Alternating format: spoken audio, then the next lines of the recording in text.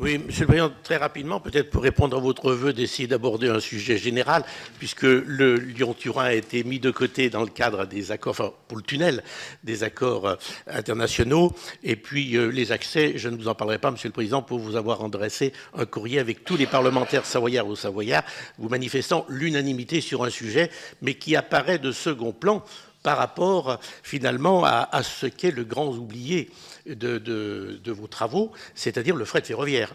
Si vous voulez placer la France à la tête de l'innovation, le fret, il faudrait le placer face à la réalité. Aujourd'hui, c'est le grand oublié. Alors, je suis d'autant plus surpris. J'ai interrogé Madame la ministre il y a 15 jours dans le cadre du débat sur la SNCF. Elle avait, sans langue de bois, reconnu effectivement le grand retard et l'abandon de la France dans ce domaine en disant l'intérêt qu'il y aurait à se mobiliser. J'étais très confiant également puisque dans les conclusions de Mobilité 21, de votre rapport de 2013, vous aviez parlé de la nécessité du fret avec notamment la place que devait prendre le nœud lyonnais. Et vous aviez des propos extrêmement ambitieux à ce sujet.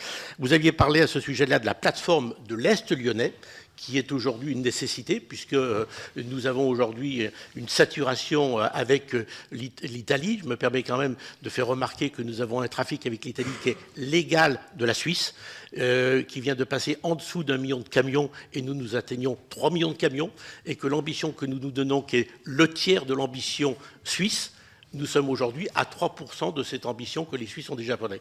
Et donc, dans le rapport, vous ne parlez plus d'une priorité de Lyon, puisque vous la mettez à la perspective de 2028.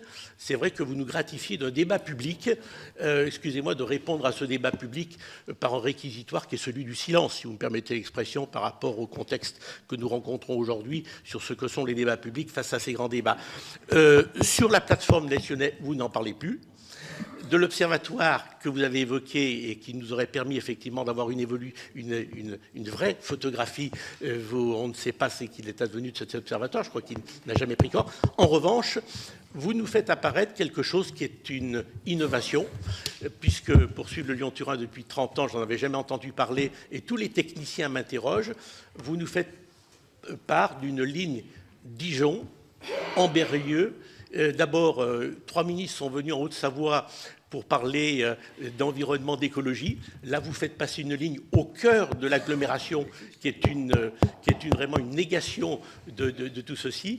Et ma question, quelle est l'ambition du fret dans le rapport que vous nous proposez? Merci beaucoup. Tout d'abord, permettez-moi de dire un mot du fret.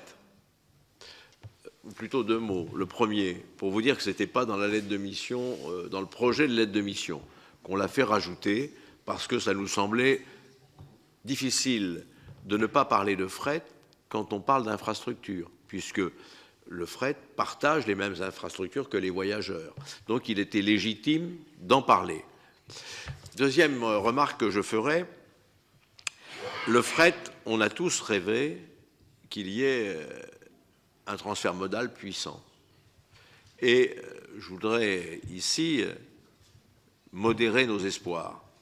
Parce que, d'abord, l'histoire de ces 20 dernières années nous montre que ça n'a pas été ce que nous avons constaté. Et lorsque nous avons fait Mobilité 21, nous sommes allés en Allemagne. Nous sommes allés rencontrer les collègues du Bundestag, mais également parce qu'eux avaient déjà une loi de programmation et on voulait voir, cette loi de programmation qui va avoir lieu, on l'avait recommandée déjà, et on a rencontré aussi le secrétaire d'État au transport. Et la dernière question que je lui ai posée, c'est, Monsieur le ministre, vous avez réussi la performance à augmenter le fret ferroviaire, et pensez-vous que vous allez encore gagner des parts de marché sur la route ? Et quelle sera la part de la route dans les 20 ans qui viennent? Et il nous a dit, écoutez, dans les 20 ans qui viennent, il y aura un doublement du fret routier en Allemagne. Et ce que nous avons constaté, c'est que si le fret ferroviaire augmentait en Allemagne, il prenait des parts de marché, non pas à la route, mais il prend des parts de marché au fluvial, qui est aussi très important en Allemagne. Donc, on voit bien qu'avec la mondialisation, avec le développement de la partie orientale de l'Europe, on a, je dirais, une augmentation des échanges qui est assez considérable. Et bien évidemment, aujourd'hui, le fret la route répond d'une façon plus efficace, plus rapide, plus fluide, et de façon moins coûteuse souvent aux demandes des chargeurs. Et on peut penser que la route s'adapte plus vite, malheureusement, que les autres modes. C'est plus souple. Et on va le voir avec les véhicules autonomes. On va le voir aussi avec ces trains de camions qui vont s'organiser et qui vont être pilotés par probablement qu'un seul homme et peut-être même, je dirais, à distance demain. Donc, ici, on a, je dirais, à suivre ce sujet. Mais, bon. Puis enfin, dernier élément, nous avions à parler des infrastructures et on avait trop peu de temps pour parler des services de fret. Et la logistique, les services de fret, c'est au cœur aujourd'hui des problématiques. Donc, vous voyez, on en a peut-être insuffisamment parlé pour vous éclairer ou satisfaire votre centre d'intérêt, mais ce n'était pas le cœur de notre sujet. Notre cœur de sujet, c'était les infrastructures et comment on les finance. Donc, deuxième sujet que je voulais évoquer. Alors, l'Ouest. L'Ouest a-t-il été abandonné? Alors ici, 2 ou 3 remarques. D'abord, Lyon-Turin, on vous l'a dit, n'était pas enfin, je crois que c'est Gérard Cornu qui l'a dit, n'était pas dans notre portefeuille. Ni Lyon-Turin, ni SNE. Hein. Il n'empêche que ce qui venait se greffer sur Lyon-Turin ou sur SNE ne pouvait pas nous laisser indifférents. Simplement, c'est un chantier de longue durée, Lyon-Turin, et là, on propose une programmation pour les 5 ans qui viennent. Et nous avons donc décidé de renforcer une voie alternative pour, le fret, c'est Dijon-Modane. Ce n'est pas une ligne nouvelle, c'est une ligne existante qu'on se propose de conforter, hein, et qui permettra notamment dans les débuts de la relance du fret transalpin d'assumer une partie de ce trafic. Elle laissera le temps de faire les autres projets.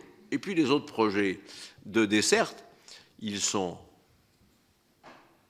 ambitieux sur le plan technique et faramineusement coûteux sur le plan financier. Donc ici, il y a peut-être aussi à regarder s'il n'y a pas des solutions un peu plus modestes et un peu plus supportables parce qu'on est à 26 milliards avec le tunnel de base. Moi, le tunnel de base, ça ne me pose pas de problème. Hein. En plus, c'est un projet transeuropéen, c'est un projet... Je me souviens d'avoir auditionné, lorsque j'étais rapporteur de la loi d'aménagement du territoire en 99, d'avoir auditionné Raymond Barre, qui disait que c'était plus un projet géopolitique qu'un problème de transport. Hein.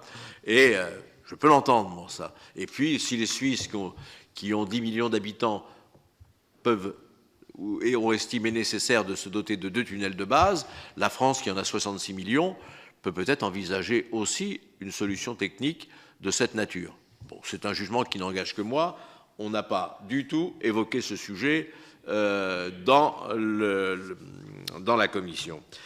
Alors,